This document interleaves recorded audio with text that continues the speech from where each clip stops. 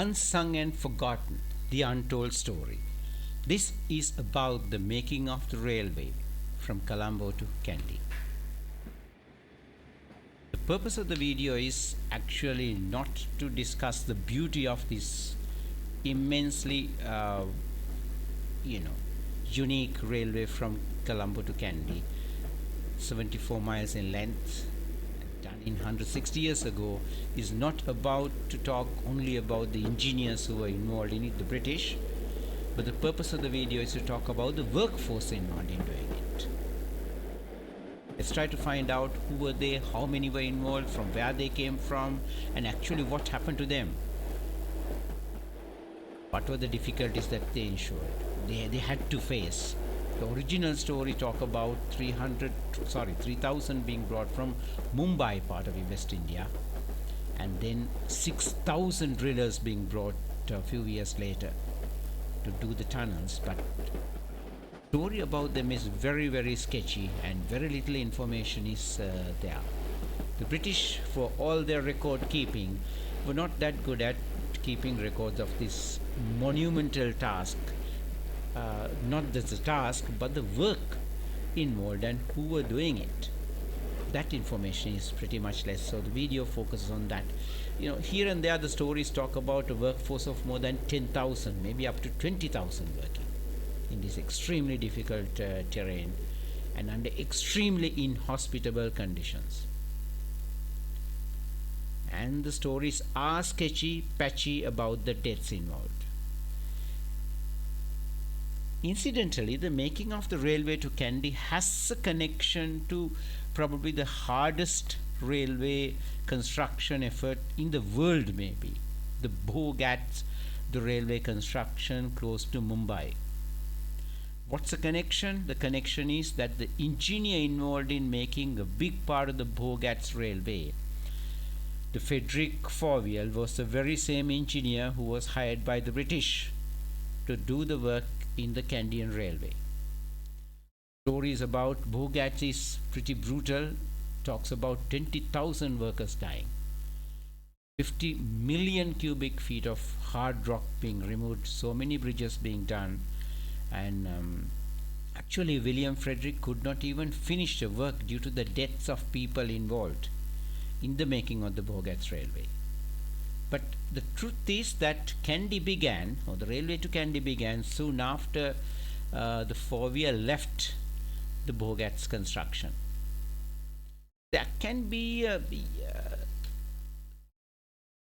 sort of a connectivity between Forviel in Bhogats and Forviel in Kandy. Did he bring the same workforce or the remnants of the same workforce? Because the workforce originally came from the Mumbai region where the Bhogats railway was being built. The records don't speak about it, but there's a high likelihood that the original workforce of close to 10,000 people had the railway construction experience, probably from the Bhogats region, or probably from the Bhogats railway, from the people who have been connected to Forviel as his workforce. He was considered as a very brutal engineer in the Bhogats railway. We don't know whether he used the similar tactics in the making of the Kandian railway as well. Yes, but then there are other similarities, of course, between Bhogats and Kandian railway. It's the weather, it's the climate, rain conditions. So the stories say that they were very much similar, like to Kandy. And the difficulties entailed and the challenges involved may have been what perhaps made Forviel utilize the same workforce. We don't know for sure, but the likelihood is very high. How did these workers come? We know they came from western part of Mumbai region.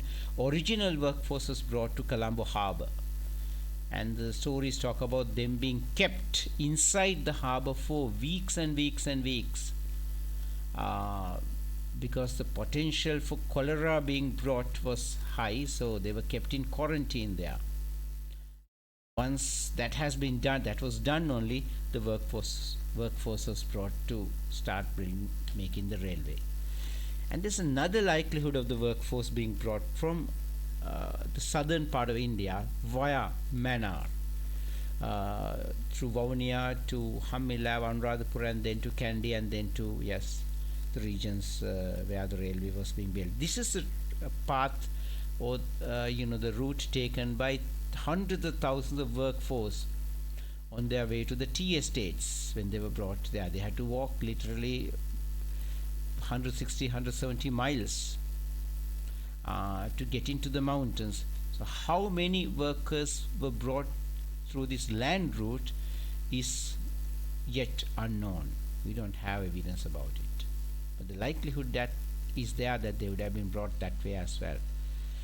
Yes, it's a monumental task. You can see the picture here, right? This is a picture of the Sensation Rock. And can see the, easily see this 50-foot vertical cutting onto the rock face, right at the edge of the precipice, to create this 15 feet wide room for the railway to go, or the trains to move. You can see some fillings here as well. So it's the same track the railway still uses even to date, right at the edge of the precipice. So, impossible task, a difficult task, began in 1863 from two ends actually. From Colombo, 1863, and at the same time the tunneling began at Kadugannawa, in Rambukkan and Kadugannawa. That stretch started also with thousands of drillers. So most of the drilling work were completed by three or 4 years. By the time the railway came to Kandy, the drilling was already done.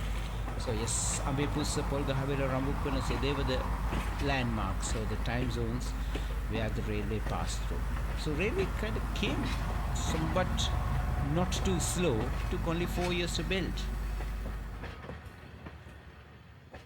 The map here. These are the mountains, but these marshy regions, the records speak of having immense problems for the workforce due to the soggy nations, the diseases, the challenge in filling up with tons and tons and tons of rocks into these bottomless marshes, along which the railway was finally kind of made. And of course the tunnels in the mountains, landslides, floods, etc. all stood in the way. What awaited them? Yes, 74 miles of agony, difficulty, challenges. And the railway rises 1,600 feet from Colombo all the way to Kadugannawa. Embankments, rock cuttings, bridges. We have to cross 3 major rivers, and yes, 10 granite tunnels. All of these were done in the 19th century. Yes, when there was no dynamite being invented. So they had to do the work basically by bare hands. Use of gunpowder was the thing. Take a look at what one other engineer says, Molesworth. Rainy season, the work had to be suspended due to heavy monsoon rains, floods and motions of the surface. That means the landslides.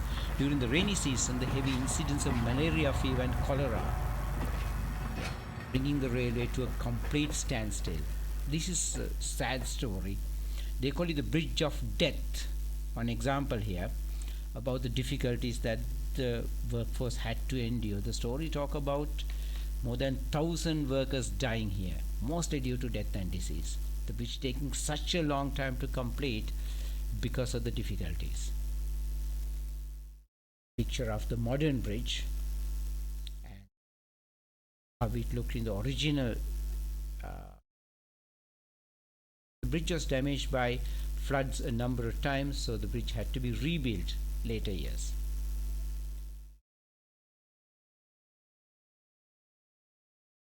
Then into the mountains, we have another story about the Moragala tunnel. The tunnel still stands, the railway trains still go through that.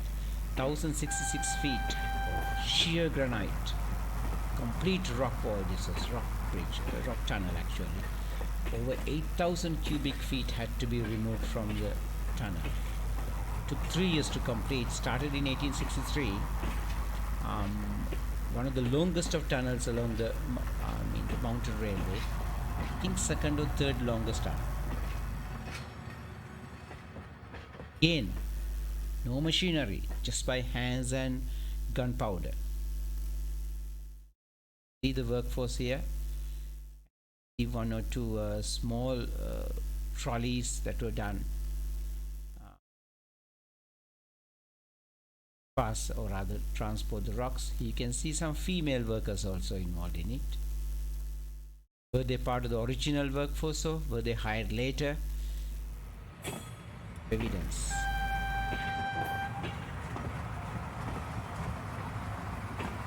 All of this was done before dynamite. You can see people here go into the rock to put a bit of gunpowder to make blast bit by bit by bit. Not do it within a shorter time period. So these are the original workforce. A lot of them would have been Indian and some of them could have been from Sri Lanka as well. Exact numbers we don't know. British never kept the records. British were very good at keeping records, but they didn't keep the record of this workforce. And not just the tunnels, there were huge embankments that had to be built. And this is one called the Dekinde embankment, one of the longest of embankments along the route. Story says over 200,000 cubic feet of rocks and the soil were needed to fill it up. And this is how the embankment looked from below. 90 feet high, 300 feet long. Not just Dekinde embankment, so many other embankments had to be done to make the train pass from one hill to the other. Again, with the use of bare hands, with minimum use of machinery or the other tools. And not just the hills, right? It wasn't easy at all to make the railway across the marshes because of the soggy conditions and continuous rain in the monsoons. So filling of these marshes close to Gampaha, Ragama had taken enormous amount of effort and soil, rocks and yes, lives as well. One accident has taken 37 workers at Gogintota. This is just one single accident. There have been quite many more and the diseases would have been common. The picture of the marshes along which the railway track was built here. Then, bridges across Kalani, Mahawaya and Mahavalley. Three large rivers. Come monsoon, they would be monstrously huge rivers. So quite a number of times these original bridges were washed away by heavy monsoon floods. And this is the Colombo Bridge that you can see. Here again, the bridge had to be rebuilt. Close up picture of the bridge. Of the collapse of the bridge, maybe due to floods, flood damage, and then we had a discussion about the Mahawaya bridge done at Yattalgoda over Mahawaya. Right, again, the number of times the bridge had to be rebuilt due to flood damage. This is the modern look of the bridge. This is closer to Ambepussa railway station coming from Kandy side. It's an air view, sky view of the bridge.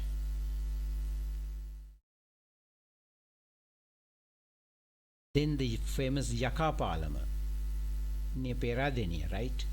Here again, the bridge had to be rebuilt. Original truss bridge. Most of the bridges across the large rivers are truss bridges, using not steel. We did not have steel at the time. We're using the wrought iron or the cast iron. Mind you, most of the bridges along the mountains to Badul are still made up of old iron, wrought iron or the cast iron. Very few steel parts are in these. Steel members have been added to these bridges because they are still strong. This bridge also got washed away number of times due to massive monsoon floods, and this is how the bridge looks today. Kapalama. And flood damage. Gampala. So the original workers had to go through all that, had to endure all that to bring the train to Kandy. And the bridges were not just made out of iron, and quite a number of the mountain bridges were made out of rocks and cement. We call them the viaducts, the Roman era style bridges. You can see 5 arches here. This bridge, this viaduct actually, no longer stands in, actually this was close to Ihalakotte station. It's no longer there. Thing has caused the bridge to, or the viaduct to collapse. Maybe floods, maybe monsoons, perhaps structural failure due to some other reasons. 5 arches, 40 feet in width, the height of over 60 feet, and 400 yards long. So it was a rather large viaduct, giving the feel of the Damodar viaduct, built about 2-3 days after this bridge was built, right? But somehow the bridge collapses, causing the British to fill it up. Actually, the bridge was made over Hakkolua, the viaduct, the 5 arches one. The British didn't replace it with another bridge or a viaduct. They just fill it up with a large, big embankment and let the train go through that. But only this part has been kept of the original bridge. So accident actually cost us with a historically beautiful bridge.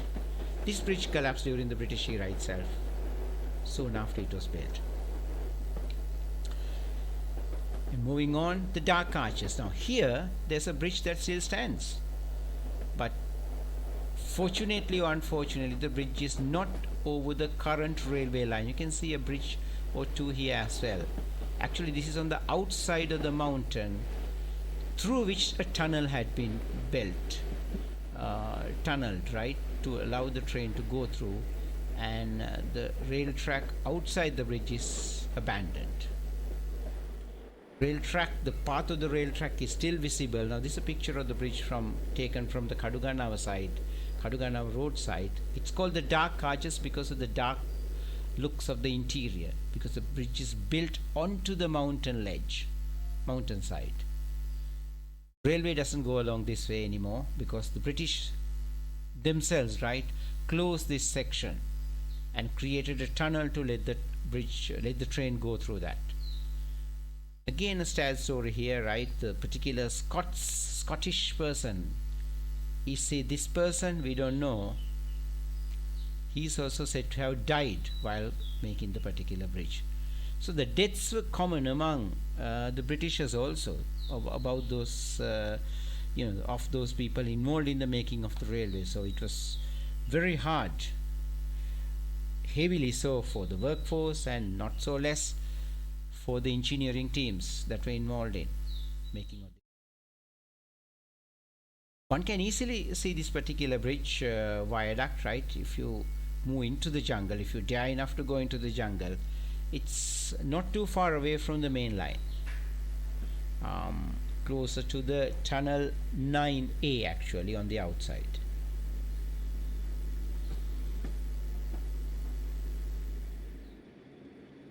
Yes, there were single arch bridges, again most of them at the Kaduganava incline. This one at Kadigamu, this is the underneath of the Dekinda viaduct, and here near Rambukkana and Kadigamu area, and this is near Pilimatalawa. Viaducts made out of one single arch. You can see the rock work there. Much of this rock brought from India actually, to be put in place to make the bridges, and some of the rocks would have been sourced from Sri Lanka as well.